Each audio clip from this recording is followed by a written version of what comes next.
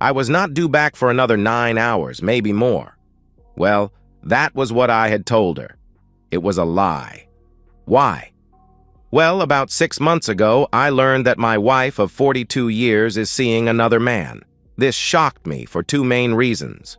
One, I thought we had something special, I really did. The other, well, I sort of told her many years ago that if I ever caught her **ing around on me, well, plain and simple, I would kill him, no doubt resulting in me getting a holiday at Her Majesty's expense. The thing is, I meant it, and she bloody well knew it. The thing is, I don't want to do any time in prison. I'm a little past my sell-by, you know. I thought about getting one of my old muckers to do it for me. But where's the satisfaction in that? When I found out she was seeing someone else, I wanted to know who. So I bugged my house.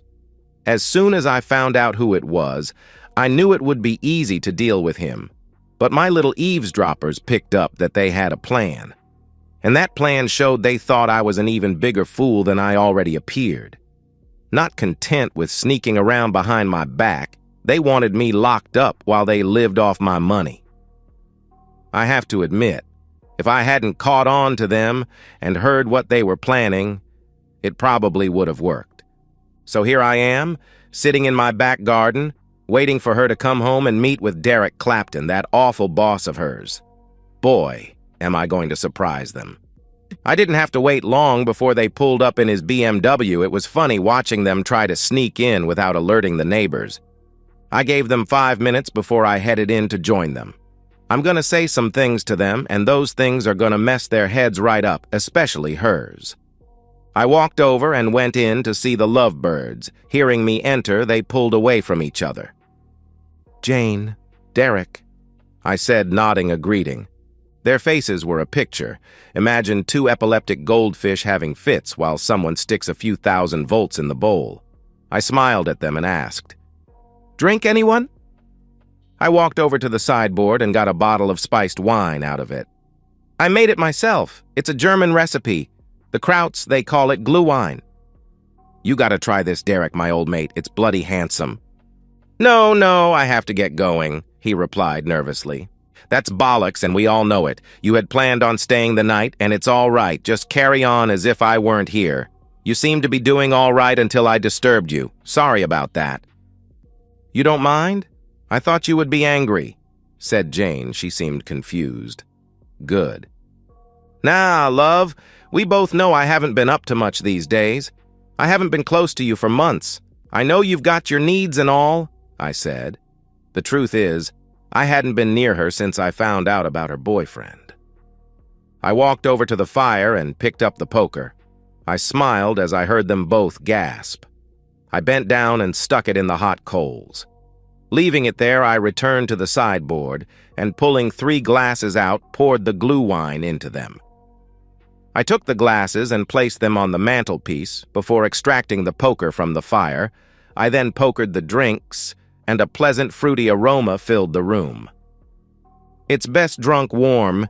You can warm it within a saucepan, or you can nuke it, but I like the traditional method." I placed the poker back in the companion set, to the relief of my companions. "That is nice," complimented Derek after a taste. "Sweet and warming?" "No, not for me," said Jane, holding a hand up. "I'll have it then," I replied, pulling back the glass. "Can you get me a glass of water?" she asked. "Of course, dear," I replied, going to get her one.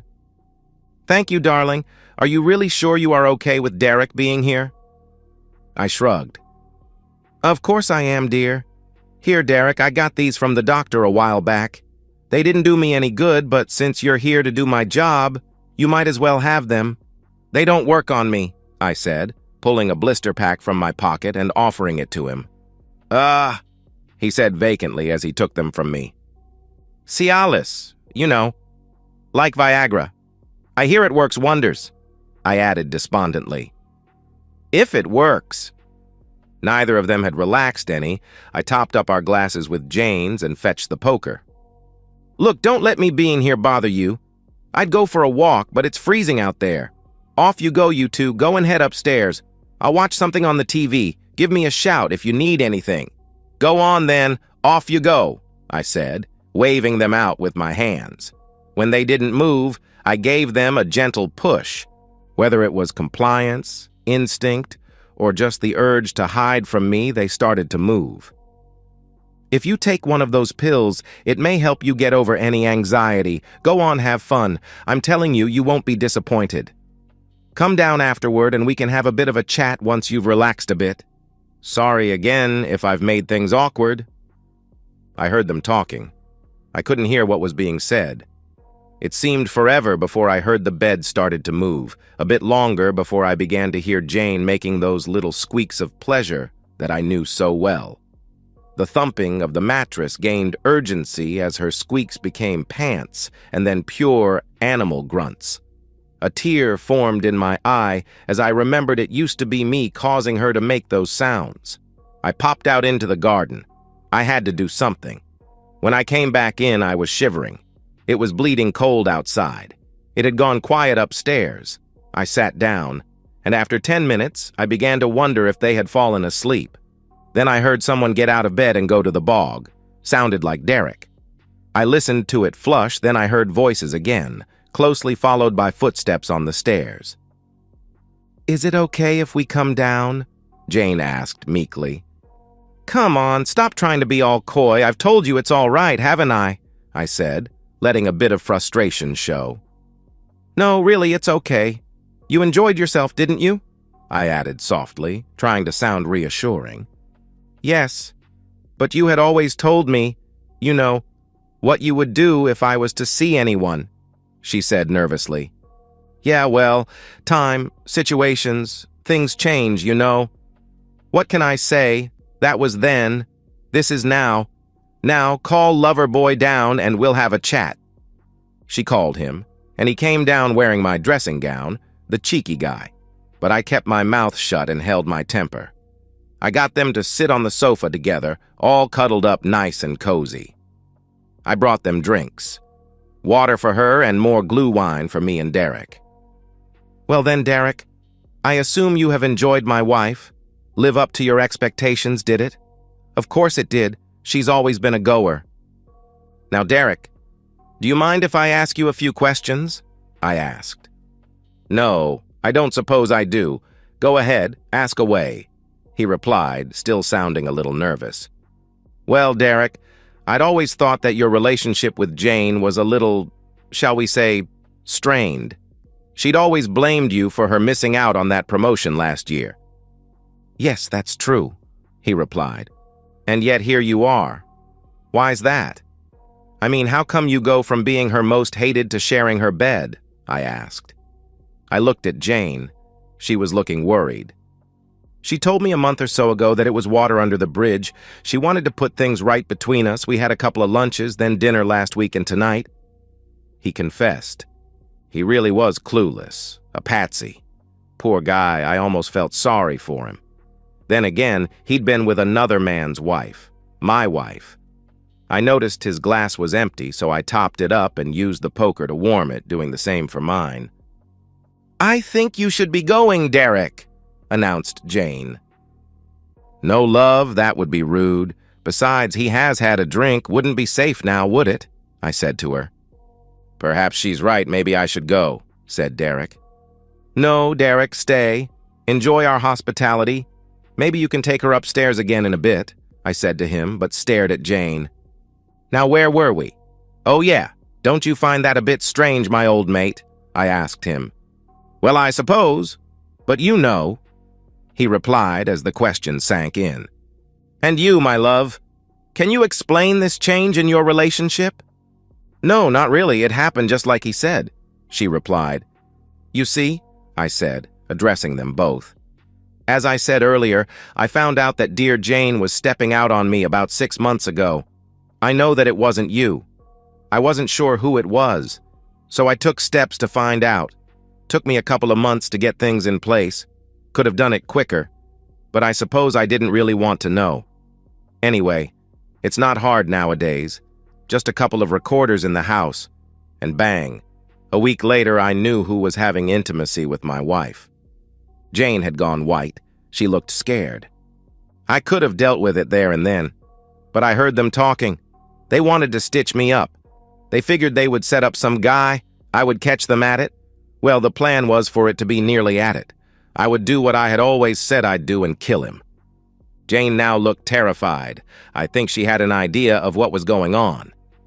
So even though I knew what was going on, Jane dropped a couple of hints. I confided in a mate. He suggested that we tell Jane we're going off somewhere. We can lay in wait. And when she turns up with, well, you as it happens, I do the business and he helps me get rid of the evidence. When really he would call the cops and I'd end up in jail, locked up for protecting what's mine. But it didn't happen like that, did it?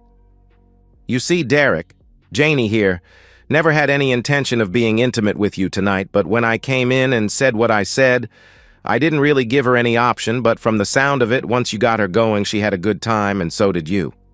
Consider that my gift to you, Derek, even though I used you to get back at her and that guy she's been betraying me with. She expected me to stop her, but instead she had to go through with it. Tell me, dear, did you feel guilty about betraying the love of your life? Jane sat looking at me. She seemed unable to speak. Well, he didn't like you with Derek. He heard it all, better than I did. That's because I relayed the feed to him, and I taped the headphones on his head. Jane gasped in shock at the implication. He cried, you know. Can you imagine that? Big tough guy like Davy crying as he hears his woman being with another bloke. Who would have believed it? I chuckled. You know he was cut up about it. I looked at them. They were petrified, literally too scared to move a muscle. Of course, my dear. You know we can't be together anymore. You'll have to find yourself somewhere to live. No, I'm not throwing you out, but the new owners will want you to leave. I sold it last week, with everything in it to a woman's charity. You know that battered wives one. Can't think of the name just now. Oh, there's bugger all left in the bank. I gave it all to charity, along with the cash I got from selling the cars. Do you understand? We're skint, flat broke. We have nothing at all to our name. One final little gift for you, my dear, I said. Reaching down beside my chair, I picked up a box. Wait a sec before you open it. I've got one more thing to say, I said as I took it over to her. I was beginning to feel a little nauseous and weak. The glue wine had a little something extra. I ground up some dried castor seeds and worked out to be about 4 to a bottle. Fatal, of course. Sorry, Derek, but a man can't be letting a man have his wife and not do anything about it, can he? The books say 1 seed will do for most, but I wanted to be sure. Yeah, between us, we've had enough to kill maybe half a dozen people. For you, it's punishment. Me, I can't live now. My heart has been ripped out. By the way, there's no antidote. We're both dead. Maybe hours, maybe a couple of days. Looking at Jane, I said, You can open your present now, dear. She looked at me, then the box, and with trembling hands, she took the lid off and screamed and kept screaming. The box fell to the floor, spilling its contents. Derek looked at it, and he too screamed. I looked down at the bloody mess that was Davies Johnson and balls and smiled. The rest of him is in the garden, impersonating a brass monkey. Someone will have to cut all the tape off him. I got carried away. The house sat in eerie silence, disturbed only by the faint ticking of a clock somewhere in the background. The cold, metallic scent of blood and death lingered in the air, heavy and suffocating. Jane and Derek remained frozen, their faces pale, eyes wide with horror, unable to comprehend the monstrous revelation that had just unfolded before them. As the hours passed, the poison began its cruel work. Derek, once a cocky and smug figure, was reduced to nothing more than a trembling shell, his body racked with agony. He clutched his stomach, every breath a painful reminder that his time was running out. Jane, staring blankly at the box and its gruesome contents, no longer screamed. Her voice had left her, along with any shred of sanity she had managed to hold on to during the nightmare. Outside, the world continued on, oblivious to the tragedy playing out behind closed doors. Neighbors laughed over dinner, children played in the streets, and life, for everyone else, moved forward. But inside that house, time stood still. The slow, creeping death that had taken root in the veins of its occupants became their only reality. In his final moments, Derek could only think about how foolish he'd been, how easily he had walked into this trap. He wasn't the first, and he wouldn't be the last man destroyed by greed and lust. Jane, however, remained eerily still, as though her soul had already departed, leaving only a hollow shell in its wake. As for him, the husband, the betrayed, he sat calmly in his chair, his body weakening but his mind clear. He didn't feel the fear that had consumed the others. He felt peace, in a strange, twisted way. His revenge was complete. They would all die together, but he would die knowing that he had taken back control and exacted the ultimate price for their betrayal.